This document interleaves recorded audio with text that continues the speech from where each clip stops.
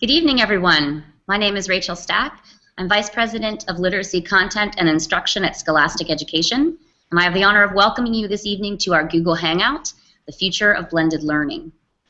I'm going to give you just a quick overview of why at Scholastic Education this trending topic is so interesting to us, introduce you to our leaders and thinkers who will talk about 3 trending topics this evening. And we hope that you'll add in your questions and the topics that you'd like to discuss. At Scholastic Education, we create a range of blended learning programs in literacy and math. And 2 foundational beliefs that we hold at Scholastic Education is that technology is a tool to empower teachers to do what they do best, which is build relationships with students and learn exactly what those students need to be the best learners they can be. We also believe that technology is a powerful engagement factor for students, and it's changing the way teachers learn and the way students learn. Because of our commitment and passion to that, we seek out the best thinkers and the most interesting practitioners, folks like Vander Ark and Eric, who are going to speak with us tonight about the thoughts and the experiences that they've had in this fascinating blended learning space. I'll tell you a little bit more about each of them and then pass the baton to them so they can share their thoughts. But before I do, just a bit of an agenda this evening. First, we will talk about trends that include access to the things that make blended learning happen. We'll talk a little bit about school models, what's going on in blended learning spaces, and then we'll talk a bit about competency-based learning and gamification. And again, other trending topics and thoughts that you'd like to add to that, please contribute. At the end of our 40-minute discussion, we'll have time to answer those questions and pursue those additional topics that you provide. So before I turn the conversation over to our thinkers, let me tell you a little bit more about them. Vander Ark is the author of an exciting new book that we were just chatting about excitedly here as we were waiting for you all to join. It's called Getting Smart: How Digital Learning is Changing the World and Smart Cities That Work for Everyone. He was sharing with us that he's created it through a very fascinating crowdsourcing model. He's a lead thinker in this space and has a range of experiences in the private sector as well as in education. Eric Scheninger is a senior fellow and thought leader on digital leadership with the International Center for Leadership in Education, which is a partner of ours here at Scholastic Education. Prior to joining us here in our group, he was the principal of New Milford High, and under his leadership, he impacted a range of culture changes and very innovative practices that he's going to tell us about in a moment. So I'm going to hand it over to you, Tom, to dive into your thoughts on the blended learning space and where we're headed in the next couple of years. Thanks, Rachel. It's great to be on with Eric. Eric was really the first principal that sort of broke through in social media, and I think taught us all that social media can make a big difference in the community building work that school administrators do. So it's I've been a fan of Eric's for a long time, and we haven't done one of these together, so it's great to be with you and Eric. I'll just say that I'm really excited about this topic because I think we have a better chance in the next few years to make a really big difference for kids in the United States, and an even bigger difference maybe in the next decade in the developing world by combining the new tools that are being developed and then creating new learning environments and new learning progressions, both for kids and for teachers. I know we can create schools that are much more productive and interesting places for kids and teachers, and then I think we'll have the chance to share those ideas with the rest of the world. And I think through those 2 aspects of dramatically improving American schools and then sharing our lessons with the world, we can just make a big difference. I think it's really the most important topic that anybody could be working on these days. And I will now chime in, because it's amazing how social media makes the world such a smaller place. And Tom is an individual who has pushed the thinking of so many of us that have been working in schools, and this whole blended model initiative it really is about these new tools and how these new tools can impact learning environments. Here are three specific things that we were able to do at New Milford High School. Number one, we leveraged open courseware, open courses from Harvard, Yale, MIT, Stanford, and created an independent open courseware study. And with the independent open courseware study, we called it IOCS. Students actually took the course of their choice, and then after taking the course, they demonstrated they acquired, what they had learned, unique demonstration of learning, demonstrated honors high school credit. This was an addition. At New Milford. We also were instruction before it became a trendy buzzword 4 years ago. Teachers on math class were using Adobe Captivate and Educations to create interactive modules for kids with embedded assessments. They got real-time, limited feedback. Teacher was these modules. He and she also worked more as a facilitator of learning. And then finally, we were exploring a here where we were creating a 3D virtual learning environment being used in conjunction with a partnership called Protosphere, where students were interacting with each other in this 3D environment. They were communicating, interacting with concepts, videos on boards, and it was just that was going to be our solution. So those are some examples of what we have.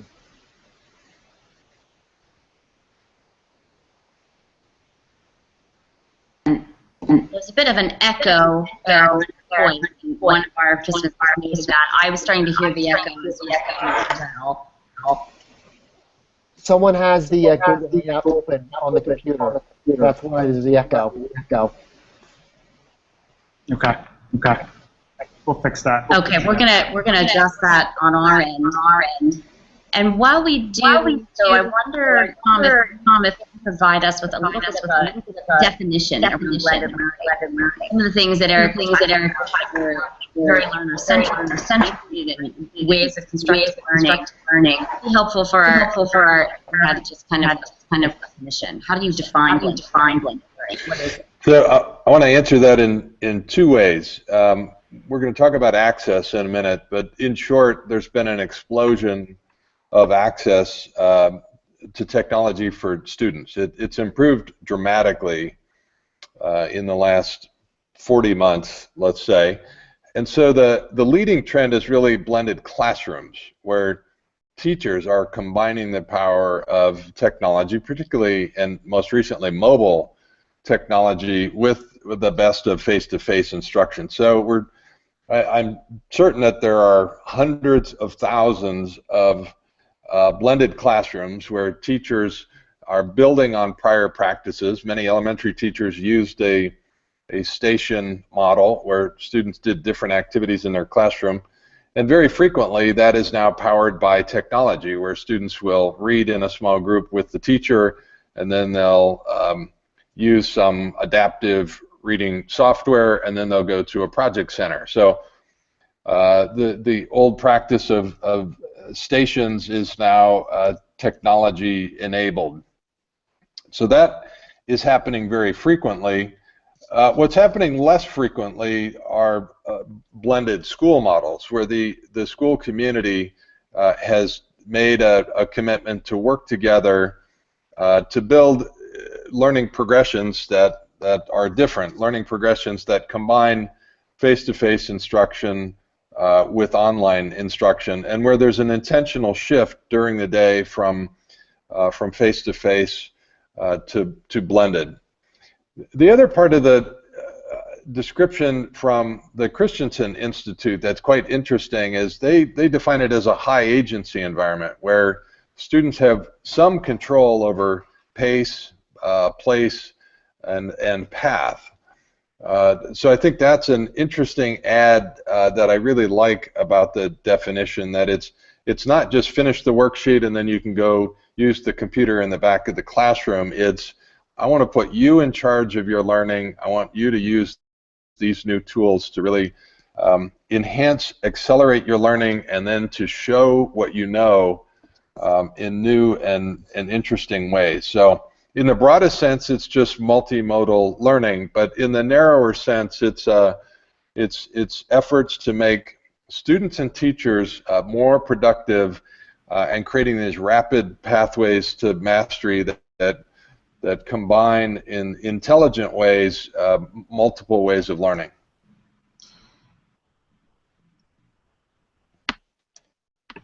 And Eric, was you moving towards a more blended school in what you were describing? Tom was pointing out that he sees a lot of blended classrooms, but as principal at New Milford, what you were describing earlier, that learner-centric, outcomes-based environment, was whole school, or was it in pockets of classrooms?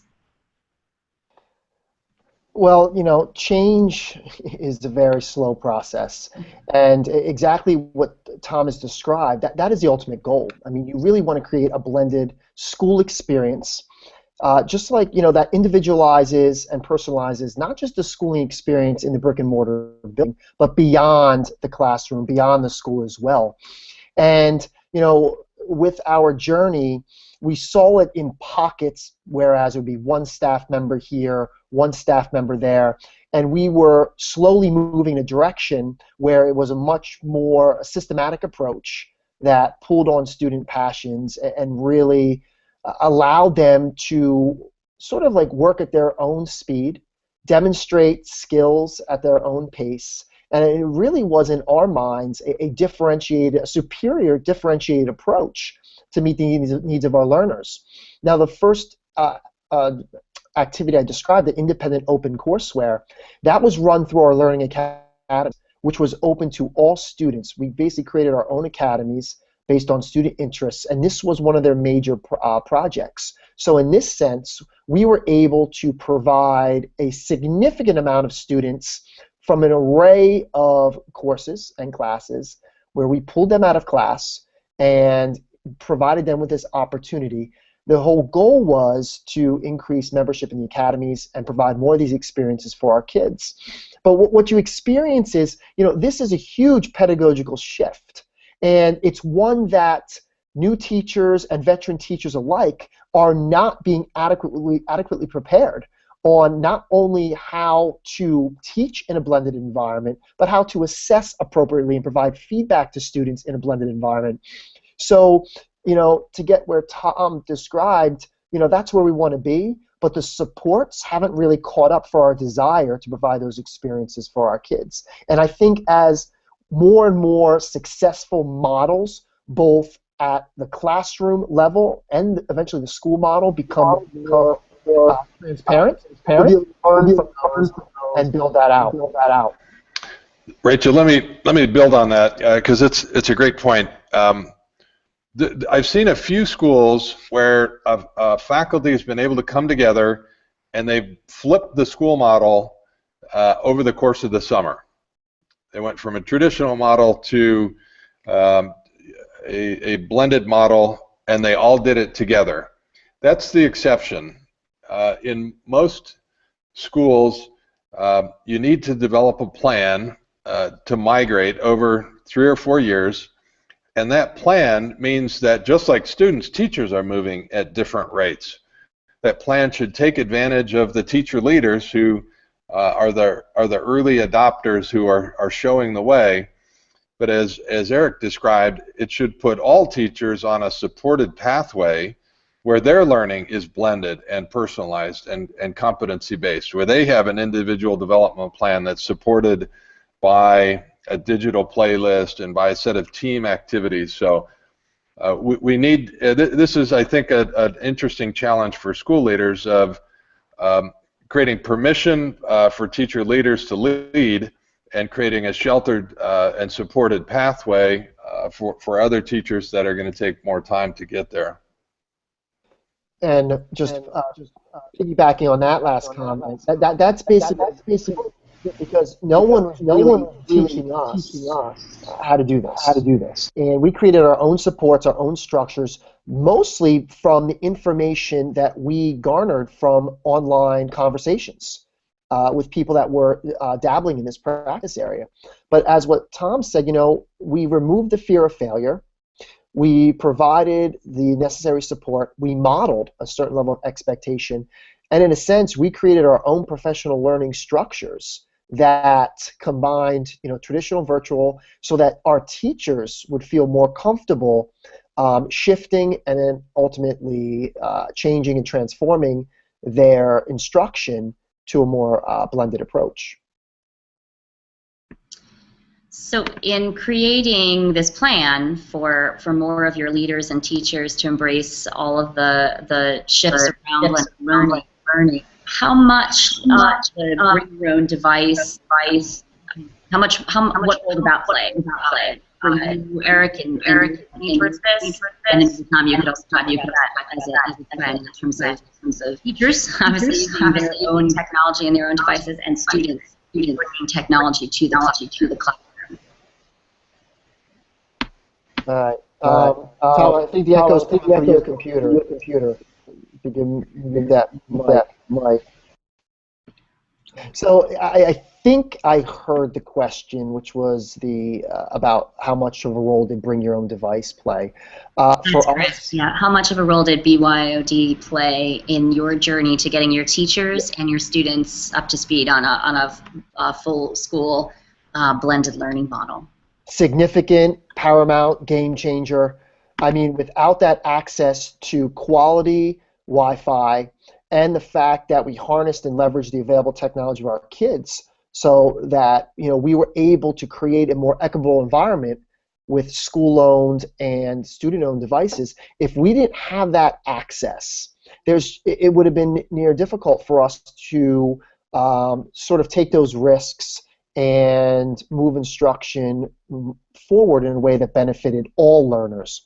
And that is my fear as I now travel the country, is there is inequity in terms of the access that students have. And that inequity is having a negative impact on those students to quality learning experiences that not only enables them to follow their passions, but allows them to sort of demonstrate their greatness, show us what they can do, learn at their own pace. And when we looked at all these changes at New Milford High School, all of the metrics went up. Test scores, attendance rates, college acceptance rates, discipline went down, and students were not only more authentically engaged, they were really more immersed in a learning environment that worked for them. And I think that schools need to get more in tune and aligned to the real world with the access, with bring your own device policies that empower students to take ownership of their learning. And that's what blended learning is all about. It's about finding that perfect approach for all types of students that learn differently and letting them, again, be able to showcase that, which can still be aligned to Common Core and any other standards that we're talking about. So I'm excited about BYOD and the fact that last year was really the first year that the majority of American school districts dropped their ban on cell phones and allowed students to bring technology to school and give teachers at least the option of using that technology. In most cases, however, it has to be complemented by a commitment to equity. As Eric said, schools and districts need to make sure that every student has a device. I'd like that to be a take-home production device, particularly at the secondary level. I want to see students writing a lot every day across the curriculum, and so that either could mean the school provides every student a production device, something with a keyboard, or at least provides a device for low-income students that can't afford a device. I also like to think about BYOD as part of a 2 or 3 screen day. Most of us learn on several different screens. We have a consumption and communication device. We have a production device where we write and produce. We often use sharing devices where we display information for larger audiences.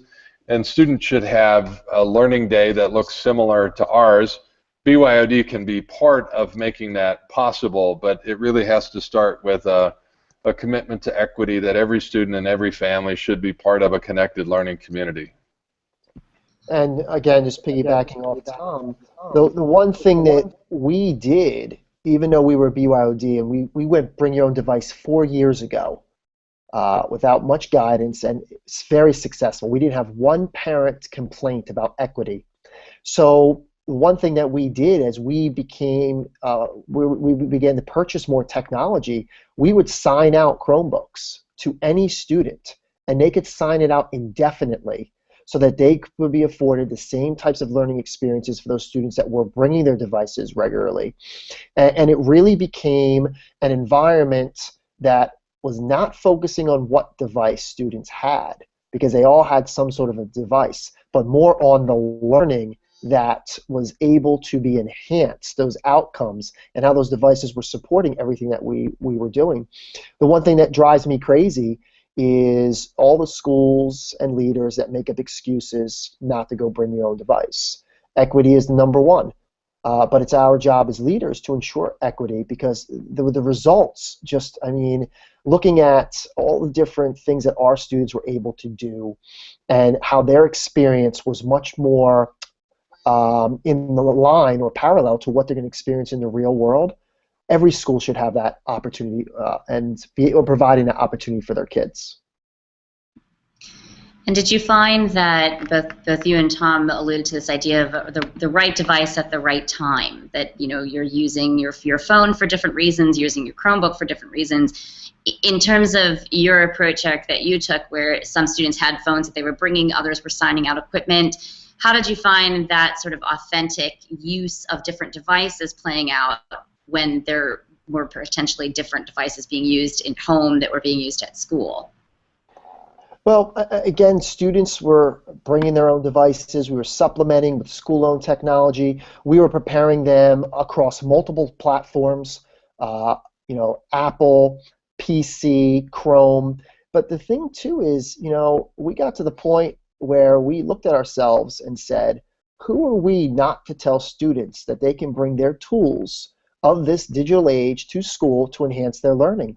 And it really took us put us in a position where we had to give up control, trust kids. Even if a lesson did not call for the active use of every student to use technology to be aligned to learning outcomes, we still allowed our students to use the devices that they had to enhance their particular experience, to increase productivity, to educate them on digital responsibility and citizenship.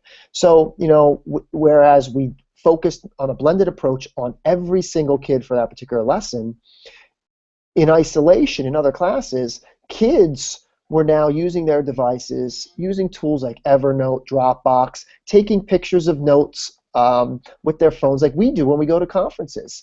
And, you know, it really is about what's best for each student.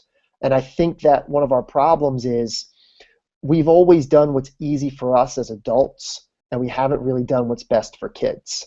And I think when you look at what we're talking about today, blended learning, as well as all these other innovative approaches, it's really about creating schools that work better for kids.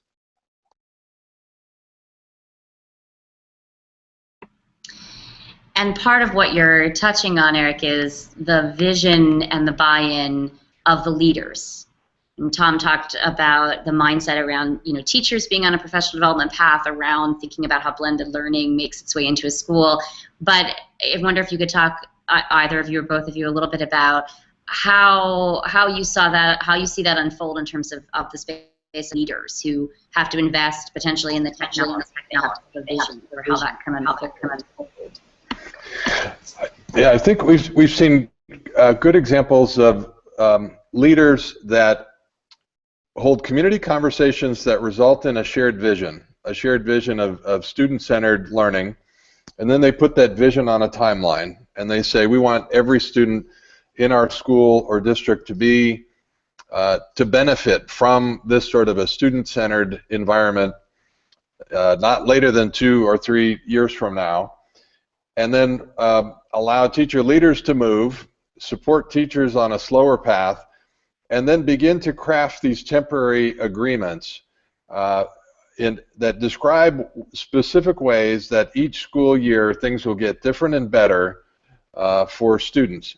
And each of those temporary agreements involve a set of budget reallocations, so that over 3 or 4 years you've made significant changes to your spending priorities. You've been able to rethink what staffing looks like.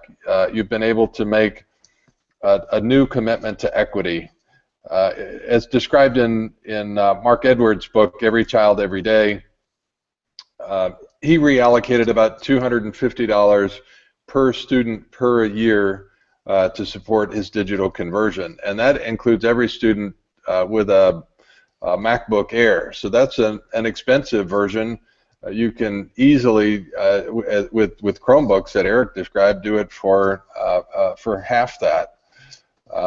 But a phased plan that puts the vision on a timeline and brings a community along on the journey, I think, is the key. And Eric, can you talk about some of the ways that you brought the community along on the journey? You mentioned the parents and their perception of what happened at New Milford in terms of more blended learning and more technology. How did your teachers and you as a leader bring the parents along and communicate the benefits and the nuts and bolts of your plan? Yeah, I mean, to start, I had to get the teachers on board, and I did something that was pretty unpopular. I picked my favorites 5 years ago, and I gave those favorites everything they need to be successful. I removed every excuse. I removed time by giving them release time. I gave them PD opportunities. I gave them the hardware, the software, and the support. And the missing piece in the beginning was my lack of modeling. So once I started to model the basic expectations that I had for my teachers, we worked as a team. And as we worked and found success, we bragged about those successes. And we began to harness and leverage social media to tell our story. And we shared with our community all the great things that our kids were doing. We aligned that to school-wide increases in performance. We held parent meetings. We held seminars for parents. We even used snail mail, because you can't assume that every parent is going to be on Facebook and Twitter. We'd like to, but we used every communications tool at our disposal to take control of our public relations, which was all solely focused on student and teacher work. And when we failed, we reflected on our failures publicly, and we, again, aligned it to what was our ultimate goal, and that was student learning and achievement. Here's how we were getting there differently. And what we experienced, the most pushback initially, was that this model looked so much different to our parents, and they wanted kids to be taught the same way that they were. So not only is it education of teachers and leaders together in like sort of a cohort model of learning, but it's spending the time to educate the parents, because they have to learn how to unlearn how they were taught and learned and relearn just with the kids.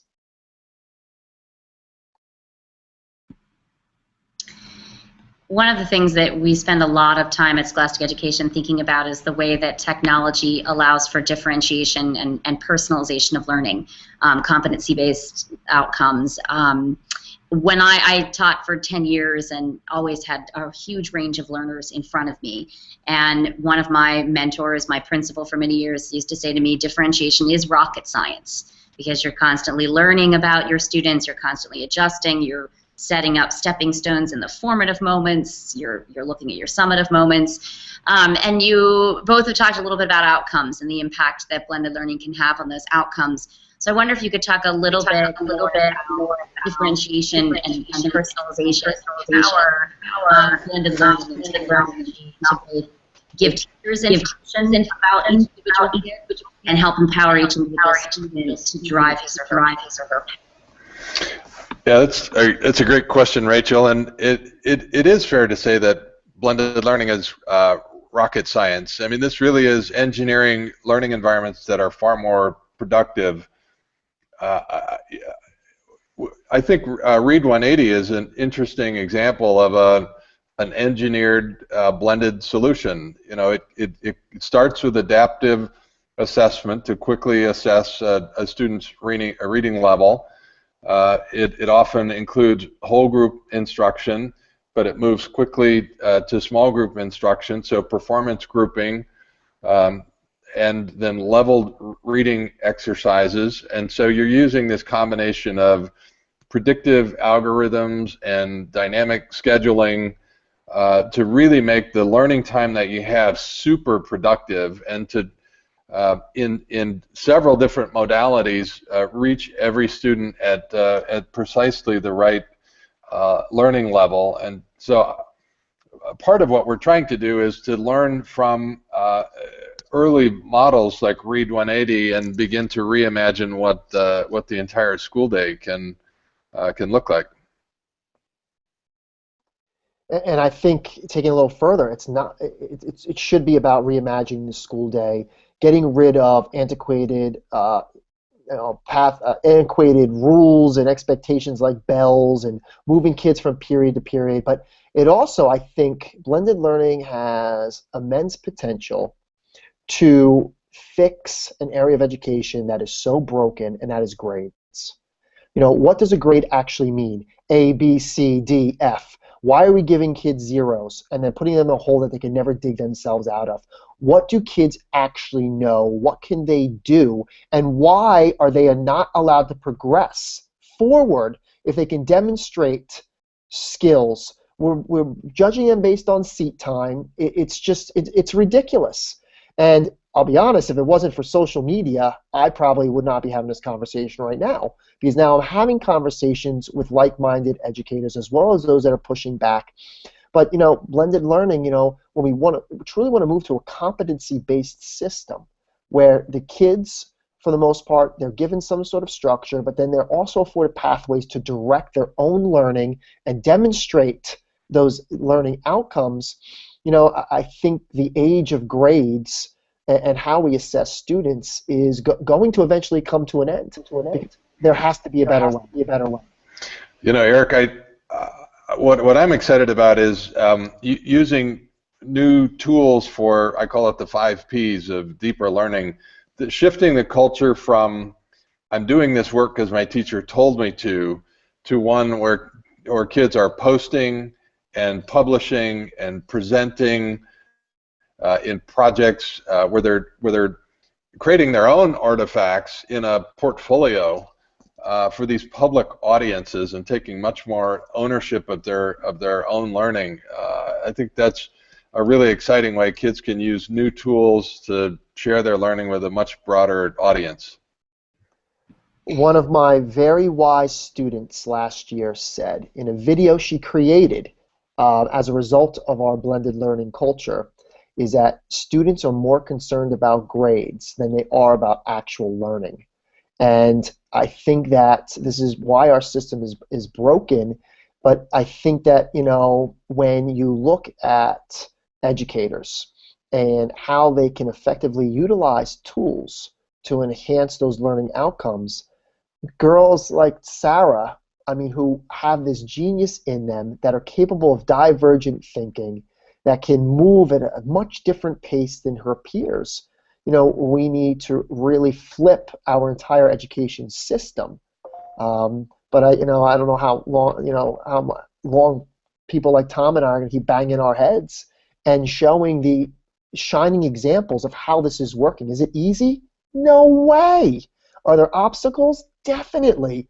But there's enough shining star case studies out there that need to get more into the limelight to build momentum and really put our system on the path that we know it can go in. And I think some of our viewers share your passion for the timeline around, you know, the time has come for this kind of blended learning. There are some really interesting questions popping up around the time that it took you to make some of these changes. So I'm gonna focus on our viewers here and select a couple of these great questions that have come in. So the first, Eric, is about that time, how long it took you to turn your school around. And Halima, who submitted the question, points out that companies use on research before even taking the first step. And clearly you had such a passion and a clarity of vision, as Tom described, and put a plan into action. So I wonder if you could talk a little bit about how long that trajectory took for you. Yeah, I can tell you that our path was basically started because a student told me that I was running a school like a jail, and basically said that I was a failure, and this was 5 years ago, and I know it seems like so long ago, but you know, when we look at our transformation from a traditional test factory school that mirrors the majority of the schools in our country, we were able to radically transform our culture in 5 years, and there were different elements to those changes. I mean, it wasn't just technology, but we really focused first and foremost on giving up control, trusting kids, and empowering them to take ownership of their learning. So you could look at the total transformation over the course of 5 years. Teachers began willingly flipping their instruction over 3 years ago. We went bring your own device over 4 years ago. We started actively integrating social media as a learning tool 5 years ago. We did grading reform, created our academies. We did so many things because all great schools have various initiatives that are working in concert with one another. But when people say change is slow, it's just an excuse for not wanting to embark on that change. Some changes happen quick. Others need more nurturing, more support. And we saw that with, by filling a obvious void, which was professional learning, and especially with the incorporation of blended models and social media and even virtual learning environments, and we created those supports ourselves. So the bottom line for us was we stopped focusing on excuses and more on developing solutions that better met the needs of our kids. And our kids were the #1 driving force of all the changes. And I will say, I never really asked for permission to do anything I did as principal because I was going to stand behind any decision I made if it was going to enhance the learning environment for my kids. I had the honor of spending this morning with Dr. David Rose of CAST, who's done some really groundbreaking work around universal design for learning.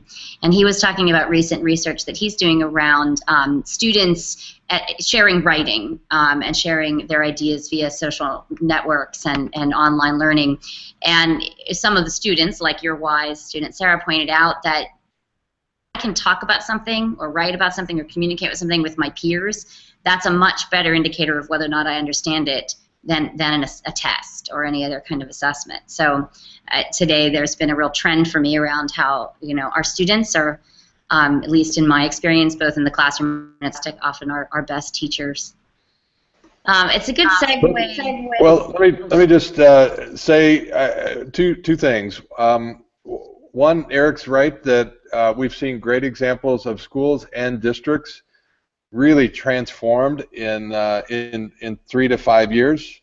I mentioned Mark Edwards, and his book is a great chronicle of that effort in Mooresville. We've also seen the best chartered networks in the country that have gone from very traditional instructional models to very innovative blended practices over the last 3 years. So there's lots of good examples of this 3 to 5 year transformation. But second part of the answer is groups of teachers can do this starting next month and have a very different second half of the school year. And I think the greatest thing that Eric did in his school was create permission.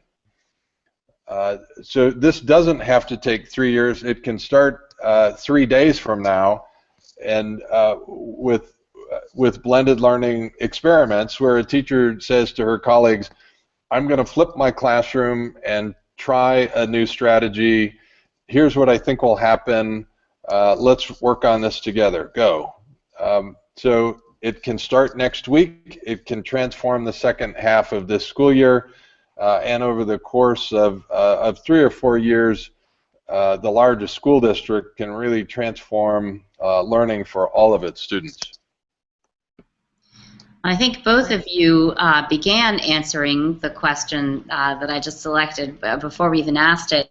in terms of some basic steps to help build momentum with administrators, both school and district, for getting blended learning into the schools. So each of you have talked a little bit about some concrete things like permission, like removing barriers, but if you could speak a bit more to that question around momentum. You know, I think for leaders, and I just want to piggyback on one thing Tom said, is, you know, leadership is about action, not position. And exactly what he just said, students, whoever, if they decide to change something tomorrow, they can have an impact. I think what traditional leadership needs today is we need to remove this bunker mentality. We need to get our heads out of the sand and start exploring our own, different pathways of learning for ourselves. I think that the whole experience that we're providing today, where we could tap into the knowledge of those that are doing the blended models in schools, that have this expertise, we can now connect with anyone, anytime, anywhere in the world that we want. And I think the biggest shift we need to see in leadership is to get away from the crutch of traditional professional development, sit and get, going to conferences and just having a nice time hanging out with friends, and truly showing a vested interest in real learning that's going to have an impact. And I think exposing leaders to those new pathways, ways in which that, I mentioned before we went on air, Tom and I have connected virtually many, many times before this, but it's happening with so many people that we think it's happening with so many people, but it's still the minority.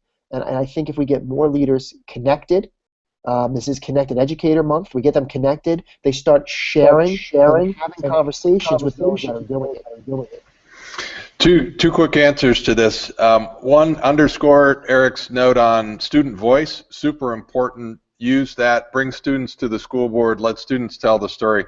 Two, road trips, field trips, site visits are just life-changing. Drag a principal to another school that's doing things differently, grab a school board member, get the Chamber of Commerce president, and go visit places that look and work different. Let me just underscore another thing Eric said. Professional learning communities online have transformed professional learning in the last 3 years. There's probably 1 million American educators that are now part of an online professional learning community. It's done more to break down the isolation in the profession than anything else has in history.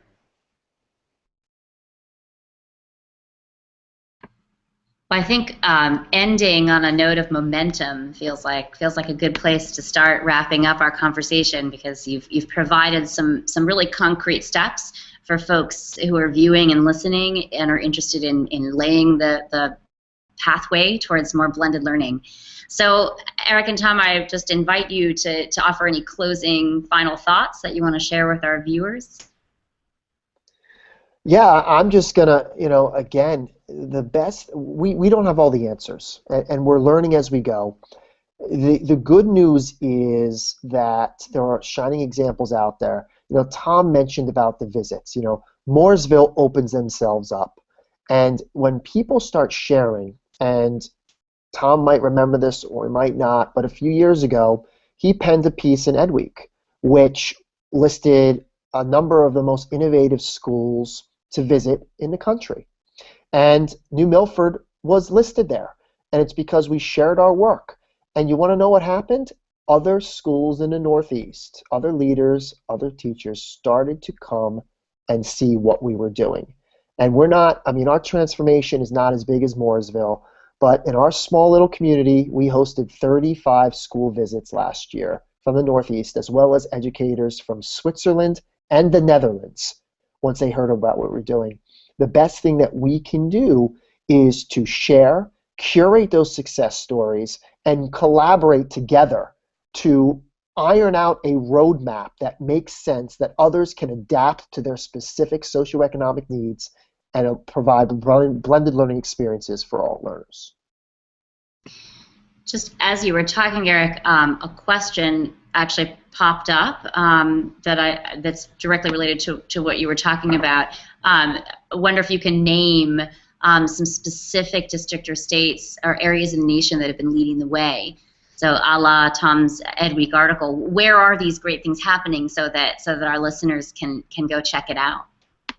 Well, besides the ones we mentioned, there is an amazing superintendent in Albemarle County, Virginia, Pam Moran, in Charlottesville. They are doing amazing things, not only just with blended learning, but also learning spaces and environments. Then you could look at Jason Markey, who's a principal in a high school in Chicago at Leiden. They've gone one-to-one. I mean, they are a model there. And these are two public school examples. I mean, there's, again, Patrick Larkin is assistant superintendent up in Burlington, Massachusetts. They were one of the first schools to go one-to-one with iPads, I think 4 or 5 years ago. There are so many examples, and sometimes we feel like we're the choir. But I can go on more and more. If that person emails me or tweets me, tell me what state you're in, and I will find some schools there. So there's 2 blogs that they can look up real quick on our site. 38 elementary and middle schools worth visiting, and 35 high schools worth visiting, where we mentioned Eric's school. And I'll make a commitment to update both of those, and we'll write in the next month 100 schools worth visiting. They're all over the country. People are making great progress.